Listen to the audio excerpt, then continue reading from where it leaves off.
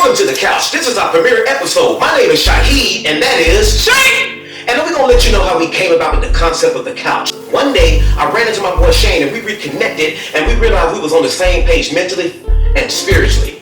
I was on my way to the gym, and he asked me, I'm just going through it with some women. I was like, yo, my best advice, be abstinent, and you'll find the answer. It helped me. So the only thing I can do is just pass that on. And when he said that, I was already doing it, and I realized, like, man, I don't want to perpetuate the same thing that I've been doing over and over and over. And he's been doing over and over. But when you are abstinent, you're not just going to find out what you've been going through. You will see, you will notice, because you will think back on everything what you've been going through to get to this point of stress, confusion, of emotions, everything that's going on in your body, because you are lost. Because if you're going from one relationship to another relationship, it's like you're not giving yourself time to heal, breathe, or anything else, and you're looking for something, and next thing you know, you're back in the same situation not too long ago. We have all spreaded ourselves way too thin. I didn't think that I would ever be the man that I've become, that I'm evolving to, but God talked to me, and I'm not even the most religious guy going to church, but God talked to me, and I tried to ignore, but I had to answer that call. And sometimes God has sent people through human form, which is you, to just be that catalyst, or to be that little, you know what, you're right. Because I felt, even though I didn't make a mistake, I felt myself about to make that same mistake. And I have to realize, man, the women that we've encountered, they don't have good relationship with their fathers. I don't have a good relationship with mine. A lot of times you look at people, you start looking at your body count. How many people have you been with within this certain amount of time? I can't spread myself thin like that no more. I'm a man of a certain age. I just can't do that, man. It's called maturity. Yeah. Growth. Within yourself. It took being abstinent and seeing what you've been going through, as in your father, old relationships. And it's not just about them. Also, it can be job related. It can be just whatever you're going through in life. You can step back and see, and don't be confused by laying with the next person. You have to learn to look at yourself objectively. You have to look at yourself in the mirror and be honest with yourself. I looked at myself as a man and all the carnage that I have caused in the past, by how I treated my baby mother, how I wasn't there for my daughter. I'm keeping it real. And it literally made me mentally and physically sick. So I had to do something about it. And God was talking to me, Jalo, mama's talking to me, you talking to me, my mama talking to me, and I tried to deny that truth. And the biggest entity that talked to me that I tried to ignore was the man upstairs, is God. And it's not a religious show, but I'm keeping it real. I was forced by the will of God to be this kind of man. I cannot sit there and just bow. Some men think that's a sign of cool, and if that's your thing, more power to you. But me, I cannot do that. And then you got a lot of people in this world that's walking around not healed, and their heart, their mind, their soul is scarred. And you may just because you make a Facebook post, or just because you make a Twitter and talking about God is good, it has to be sincere. And I mean, we putting our lives on the line and putting ourselves on the forefront, on the front line, to hope that we can change lives. But you have to be sincere. You said it right. You have to be sincere with yourself. You cannot put on a front, and you cannot kid yourself. If you're going to do it, you got to do it 120%. And trust me, how do you feel just the amount of time you've been absent? Man, I look at this, man, how I feel. Actually, my soul feels uplifted. I don't want to blame no particular woman, because most of our problems and females come from male, relationships. But now I feel like, wow, I've been neglecting myself. I haven't been going out buying stuff for myself. I looked at myself, how happy and jolly I used to be. I found myself becoming mean again. To not only myself, I've been mean to my daughter. I've been neglectful to her. I was neglectful to my ex-girlfriend, the ex-girlfriend of the past. I had to sit back alone in this house. I read that Mike Tyson book right there. Believe it or not, Mike Tyson was a big influence on me. As crazy and deranged as people think that man is so open, and he made me read that book right there. That's why I put it up, and I don't know if you can see it, that Mike Tyson book. I'll get it up in a minute, but read that Mike Tyson book, help me, and watching his videos. I'm keeping it real, and it may be, as deranged as Mike Tyson may be, there's a method to his madness. And that's real talk. And it made me realize, wow, I'm making mistakes. I don't want to have sex with every woman I see. I am dead serious. We're not saying this so we can try to manipulate women or try to take advantage of them. I don't need to. It made me realize I could be more of a man than I've been become. It made me step up to anything that I got in my past. It made me step up. It made me step up and be a man. I just seen the piece that I was missing from my mother, where that was 20 plus years of really worth non-communicating for no reason. After 20 years, I let it go. It helped me build peace. It helped me get closer to my God. I was losing weight. Dude, I was at 205 and I went down to 163. Yeah. My clothes was fitting big on me. I had to start buying new clothes. I was like, no, I can't do that. Yeah. It was pretty much breaking my pocket because it's like, I'm not gonna keep those clothes. I had to stop and give myself a breather. And once I did, I'm like, yo, my weight gain. Got closer to my mother. Because I cannot bring a girlfriend around my mother. Can't do it because I don't want my girlfriend to be disrespected. Because I don't know what my mother's gonna say. After I got closer with her, I got closer with the man upstairs, and I started getting closer to my friends. And now I can sit on the couch and have this conversation with you. I went to visit my mother in 2014. That was such a healing process for me because I think sometimes watching my mama actually have a stroke, I think sometimes I kind of just hid out here in Dallas away from that. And my mama, even with her stroke, I realized how strong she is, and it was worth going to Atlanta to see that. My mama helped me through all the stuff that I went through on the couch. We keep it real, with all the stuff that I went through with my daddy.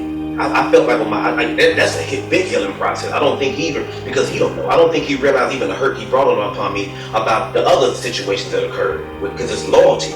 Right. And it made me feel stronger. Or like with me and my daughter. My daughter, she might think like, my daddy did it. No, I love you. I might show my love in an abstract way, but on the couch we show love and hope that somebody out there watching this show will like, I'm like that with my daughter. Because if you don't do right with your daughters, you have daughters that come out that do the same thing that the women that we've encountered, or men that do the same thing we've encountered. You have a nation full of men that don't know how to be men. They sit up in the house while they women at work, mooching off of them, running the electricity bill, and then you get these women, they're angry. And a lot of times the things that women go through is because of men we taught them.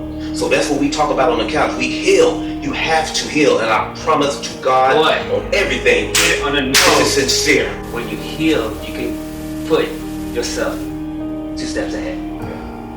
If you give yourself clarity for your next encounter, if it's job, relationship, you will take so much stress off you, but you gotta take that moment to heal, to get that stress off. Because I'm telling you, that will kill you or make you sick. Yeah. And to be honest with you, sometimes when you heal, when you take like 3-4 months away from sex, when you take 3-4 months away from Facebook, I stepped away from Facebook for 2 months, maybe almost 3 months. That was the best thing I ever could have done because it gave me time to look at all the pollutants, all the. First of all, I'm an honest man. All the things that I've done wrong, all the bad things that I've said to people on Facebook, all the bad things I've done. It just made me realize I'm not that man. But when you heal, you're going to take a look at yourself and it's going to hurt. I looked at myself honestly for who I was. And you know what I was? I was a guy who was scared of commitment in the past. I was a guy who cheated on women in the past, not in the past 5 years, but when I was young. Everything I did in the past came back around. I'm thinking I was 19, I was 20, but that stuff weighed on my heart so heavy. And any woman I felt that I ever did wrong, I apologize. I don't need no money from you. I don't need nothing. All I apologize, and that's from God. And if the apology is not accepted, cool. But I know that's something that I had to go through healing. I apologize for everything I did to my mama, and most of all, my daughter. I keep it real on her. I'm not doing this for no money, no kumbaya, no campfire, no brownie points. Dude, what you're apologizing, I'm gonna say it too, then. To keep it 100, I apologize to my mom for holding a grudge from 1992, December 18th, until February 14th of 2015. Wow. For no reason. After February 15th of 2015, Yeah. the stress let go. Yeah. I didn't even think about it. Mom, I'm sorry for that. Because I think if I was there, my dude, she would not have her health condition what she is now. And that's what kills me the most. That fucked me up with my relationships because I did not love my mother how I could love another woman. I was afraid of commitment, so I cheated. Yeah. All through my youngins, yes, I did. I wasn't the best person, but I tried to be the best person, but I didn't know how. Once I got older in life, I was trying to figure it out. It just took time. I didn't start figuring it out till I'm 41 now, to my early 30s. Yeah, man. And yeah, man, like I was telling the couch, man, when we talk, man, you just never know that emotion that we get is all natural. Like I promise to God, but we be so real. I look at my daughter. Sometimes I go on her page or whatever, and I look at how I treated my baby mama. I look how I was ashamed of my family or whatever, and I just hid behind this Picasso character. That's why I go by my name Shahid. That's why I go by. I look at it, my daddy relationship, and it hurts me to my soul. So I said on this show, we keep it so real. It ain't about no money. It ain't about no advertising dollars. It ain't about trying to be cool. This is sincerity, man. You know what I'm saying? Like when Shane got right with his mama, we kind of like a McKenzie spirit. I seen the pictures. I went to Atlanta to get right with my mama because my mama had a stroke. And I wasn't there for it. I was just so worried about, and you hit it on the nail, my dude. I said just, I promise God, I told Marcellus and I told Jallo, man, there's no way, no relationship is ever gonna work with me, with no woman I'm ever with until I get right with my daughter, and it hurts me to the pit of my soul. And I feel like the only way I can do it is do it this way. Because if I do it on the phone, if I do it in any way, it seems sincere. So I just had to tell the world, because once you become fearless, it's nothing can stop you. Nobody can hold you back. Nobody can say Picasso did this, Picasso owed me this. Because even any woman that I ever cheated on in the past when I was a fool, it's not. I'm denouncing all that. I'm denouncing cheating because it's just so cancerous in what it does, and you have to heal, and you have to just be abstinent. Not only sexual, be abstinent from your bad thoughts. That's different forms of be abstinent from your bad thoughts, man. Even people I want to revenge on. Even as I speak right now, as the words come out of my mouth, you feel free to cut it as the words, because when you talk about it, man, that just touched me. Because I look at my mama, man, the happiness you seen the video when I surprised my mama, like, wow, this cat, that's what I call her. This is cat. This woman picked cotton. I looked at all the stuff that she even been through with men or whatever, and my stepdaddy, you know, sometimes our relationship wasn't the best, but my stepdaddy came through for me like about 3 years ago on April 9th, 2012, and that man changed my life, and that's why I let him stay in my house with me. I'm not gonna let him get no room, and that man told me he loved me. That's not even my real daddy. He wired me $300, and I changed my life. And I love him for that. I can say that on camera. And one day I will hopefully I can be to the point where I can love the other people, like my dad. I'm keeping it real. I can love him sincerely, but we have to be loyal. And it just. But loyalty plays a big factor in your life. Yeah, it's just like my mom was trying to be loyal to me, but it was me. My mom reached out to me numerous times. It was me just holding on some hurtful shit. My bad. But now, being abstinent and took back, and now I dedicated my life, not my life, but the 2015, every holiday, it will be with my mother. So when Valentine's came, and I said, February 15th, day after Valentine's, everything cleared for me. I'm talking to the Lord as I'm driving. I'm like, damn, I'm hungry. I haven't ate so well in months to that day where I pulled into Golden Corral and had the best breakfast buffet. Yeah. When you really love somebody, whether it be your girlfriend, your wife, your mother, your daughter, whatever, or your niece, your nephew, that stuff will stop you from eating. A lot of people take love, love as a joke. And I've done it. I don't sit out here and judge. I can't judge because I'm messed up just like you. But a lot of people take love for some joke. I cannot play with some woman. If I ever left any woman, I left them because I knew they was gonna hurt me. And I love myself a little bit more than that to allow myself. I've been destroyed by women. I'm a broken man.